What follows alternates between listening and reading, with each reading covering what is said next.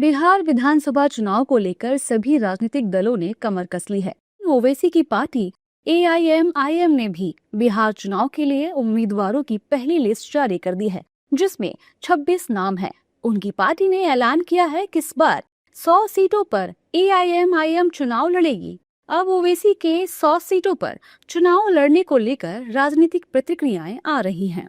आज की तारीख में मुस्लिम के लीडर हैं, तो अगर वो लड़ रहे हैं, मुस्लिमों के वोट के दावेदार हैं नंबर 1 पे, तो उनको लड़ना चाहिए।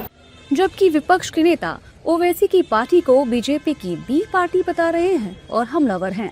लोकतंत्र में सभी को चुनाव लड़ने का अधिकार है, जिसने भी राजनीतिक पार्टी बनाई है, लेकिन सवाल इस बात का होता है कि किन सीटों पे आप चुनाव लड़ रहे हैं और आखिर किन सीटों पे आप फायदा पहुंचाना चाह रहे हैं। आप पूरे बिहार में चुनाव क्यों नहीं लड़ते हैं? आप सारी सीटों पे चुनाव क्यों नहीं लड़ते? आप तो कहते हैं कि आप बहुत बड़ी पार्टी हैं, बहुत बड़ा दल है, तो वो दल केवल चुनिंदा सीटों पे ही चुनाव क्यों लड़ता है? ये सवाल जब उठता है तो कहीं ना कहीं इस बात की ओर इशारा करता है कि वो किसी और की मदद करने के लिए चुनाव लड़ता है। AIMIM साल 2020 में सिर्फ 20 सीटों पर ही चुनाव लड़ी थी, लेकिन इस बार ये संख्या पिछली बार से 5 गुना ज्यादा है।